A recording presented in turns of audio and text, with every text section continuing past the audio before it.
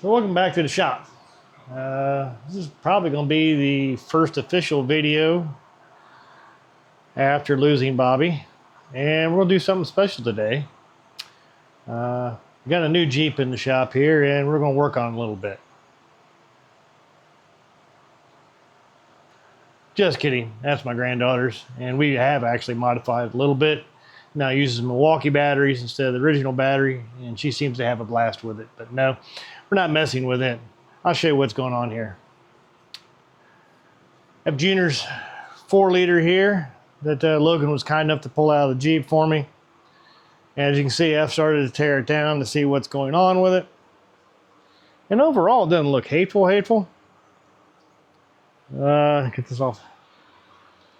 Everything looks really just normal, other than it's exceedingly dirty and covered in oil where it's leaked everywhere.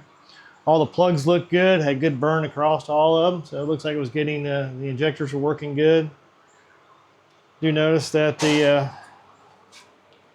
timing chain has a tremendous amount of slop,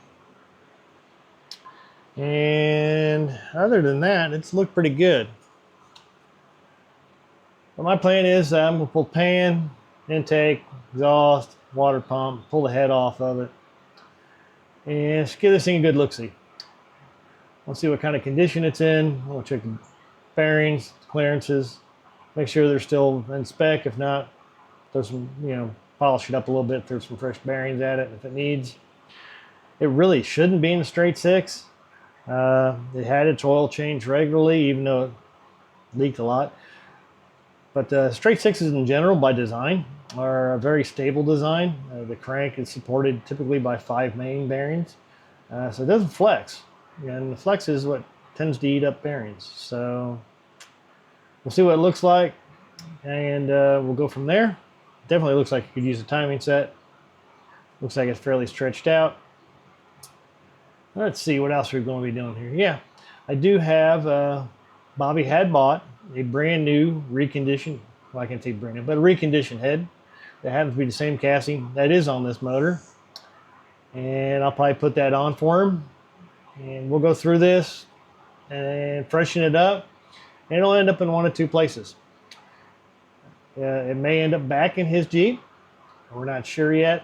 But we'd get it back on the road the fastest, obviously. And if it doesn't go there, it will end up in the wild card. And we'll have to see what happens with that. Everything's still up in the air about how we plan on doing things. I know he really wanted to do an LS swap in his Jeep, and I do tentatively have a motor and transmission lined up and a wiring harness. So, excuse me, nose itching. We'll see how this progresses. I really prefer to work on the mechanical side of his Jeep, the sliders, suspension, get all that squared away before I worry about the motor swap. So that's why I'm not too worried about whether this motor goes back into his or not. But we'll have to see. Not to mind me, it's muggy as all get out today. Thankfully, the temperature is still in the 70s, but we have had nothing but rain for about 10 days now. Only a few short breaks and bits of sunshine. We're in this cyclone of, what do they call it? Ring of fire. First time I've ever heard it in 60 years of being alive. Anybody referred to the weather pattern as a ring of fire. It's not what I call a ring of fire. It's usually what happens after a trip to the Mexican restaurant. Anyways, see my neighbors out blowing stuff off. As you can see, yeah, it's all wet out here, and I've got to get my granddaughter's Jeep back in the house so I can get the one thing I am trying to do here this week is I'm going to move my Mustang into the garage. I thought about selling it and actually put it up for about a week, and had a few people inquire about it, and they're probably pretty serious about it. And I got cold feet. I've had that Jeep the SVO for so long, and I know Bobby would have an absolute fit if I got rid of it. So plans for it are to basically just get in the garage, get it up on jacks, pull the wheels, and go over mechanicals. Make sure it's good to go. And then I'll decide what I'm going to do about the motor. I'm not sure what I'm going to do. Honestly, I don't think I'm going to keep a 2.3 in it. I know it's going to upset a lot of purists, but let me plead my case in this. Car's not stock. It's been wrecked at least twice. It's had the inner structure and the nose replaced once by me. And when I did paint it, I noticed 1/4 panel had been replaced. So it's not stock and it's not a restorable car. Not to original anyway. So, but it would make a great driver. And in that case, I really don't care what's under the hood. I'll find something. I have to admit, probably GM based, and maybe an Atlas 4 or 5 or 6, probably 4 or 5, and or a 5.3. I don't know. Maybe an all aluminum 5.3 with maybe an HP 70. Don't know. See what time tests. First thing is just get in here and get it cleaned up. But anyway, today's exercise: tear down the 4-liter. Stick around. Be right back. All right. So first and foremost, you need to get the intake off. So we'll start there, get the exhaust manifold off, and then I'll start working on the pan. But stick around. Sure, I'm being a goof. Folks, I'm out of practice doing this, and that wasn't good to start with. So let's get this intake off. Draw 9/16.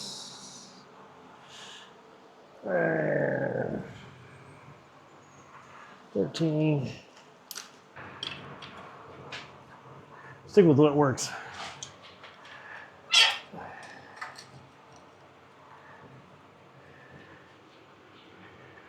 And I got myself a box down here and I'm just tossing all the hardware into. And it's all gonna go into a parts washer. And they get media blasted, wire wheeled, cleaned. Because this thing is absolutely filthy. Came out of a 95. First sheet body bought when he was 16. It was a 95 4-door. And it was typical XJ. Had a lot of rot. And we put sliders on it. 3-4 inch lift on it. I think he had 33s on it. And we drove it. And then he came across the 98 that he really liked. So he bought the 98 and proceeded to part out the 95. Which point in time I had my 01, which had a bad motor in it. Hadn't completely failed, but it certainly made a lot of noise. And so when we parted it out, I bought this motor from him to use in it.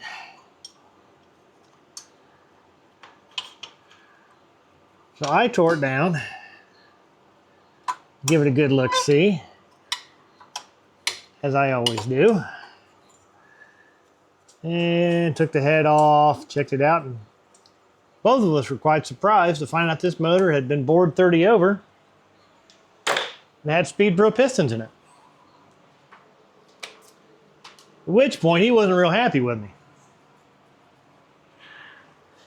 I bought this motor from him. But now he kind of wanted it back, and I wasn't going to let him have it back. So this ended up in the 01. Thanks to the other one finally expiring.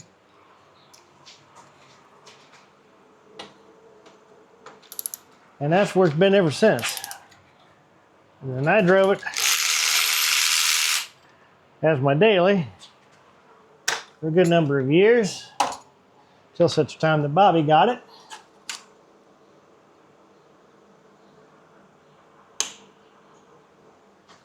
And he's driven it ever since, and he's taken it to Nashville, Myrtle Beach, I think it's been to Gatlinburg once or twice. He put a lot of miles on it in the time that he had it.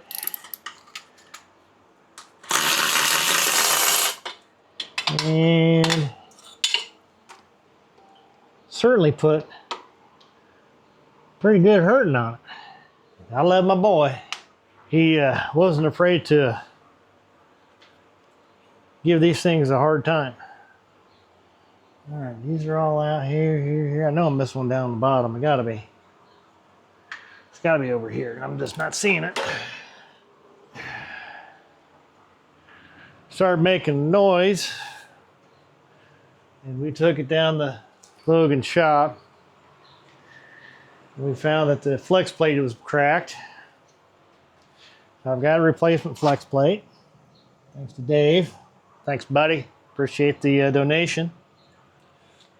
Dave's also supplied the new hood for the blue Jeep, and I'm also picking up a hatch for Wildcard so I can retire that hatch because the signatures are not holding up well. So I washed it, lightly washed it, and the Sharpie started coming off. So I'm going to retire that hatch, hang it up in the garage somewhere in here. I guess on the wall. We don't have a whole lot of spots, but we'll keep it for posterity. And I'll transfer the back window out of it into the new hatch. And then I got an idea for a pretty wild paint job to do on the Wildcard. Plus I got a lot of finishing to do on it. It was, not thrown together, but yeah, we certainly didn't do a lot of detail work with it. So I am going to fix that up. I do have blue about ready to work on it again. Anyways, I'm probably bored everybody by now, and everybody's probably tuned out, but everybody's stuck around. I really appreciate it. I'll take a break, get a drink, because like I said, it's muggy out here. Get this intake off. See you in a second. Well, it's the following day. Sorry for the fan. You can hear it in the background. I'm not sure. I'll find out when I edit this. But we've had almost a solid week of rain, about 9 inches total. And there's so much humidity right now. So much moisture in the air. About 80 degrees outside, 82 degrees, and it's about the same humidity. So it's a sticky day. As you can see, pick up from yesterday. Got the intakes and exhaust manifolds off, got the head pulled off, got the pan pulled off. And overall, looks like a typical 6. This one has been bored 30 over at one point. It has 677P Speed Pros in it, 30 over. And about the only thing I can find wrong with this motor is I think it's just flat wore out. I can rock every piston. It's got quite the, oops, about tripped, sorry. Every cylinder's got a good ridge on it. And I got to try to think how many miles are on this motor. This motor came out of Bobby's original Jeep that he bought in '95, and it had been rebuilt. We didn't know it at the time, but until I tore it down. However, when we scrapped that Jeep out, it had about 85,000 miles on it, I think. Not sure when the rebuild took place. I'll be conservative and say at 200,000 miles. So say it's, for argument's sake, we had 100,000 miles when we pulled it out of his Jeep. That's when I get it. I go through it, and I don't remember, this is 10 years ago now, how much cylinder wear there was and how much, if any, rock on the pistons. Don't recall if I even checked. I know we put at least 150,000 miles on it since that. So this thing has at least, that we know, 250,000 miles on it. In the block itself, because it came out, this motor's probably got 500,000 miles on the block. Like I said, it's been bored 30 over. Would have to go 60 to clean this mess up. So now I'm in a conundrum. What do I do? New set of pistons. I can get the same family. They're about 170 bucks. I'm not sure what it costs to bore a hot tank and bore a motor out anymore, but I'm guessing you need at least 5 to have that done. At that point, rod bearings, crank bearings, do you have them? You got to send them out and have them serviced and all that. So they're what, 1,500 bucks to have the thing bored out and everything checked.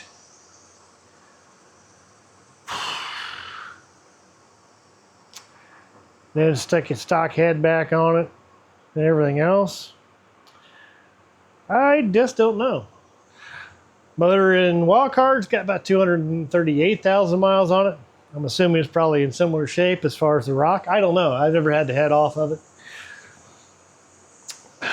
I think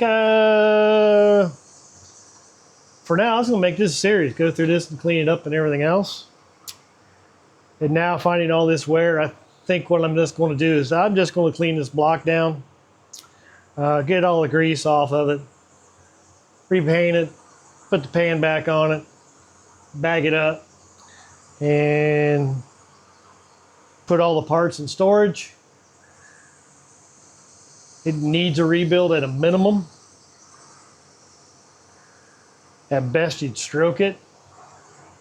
And then I just don't know if the dollar return on stroking one of these is worth it.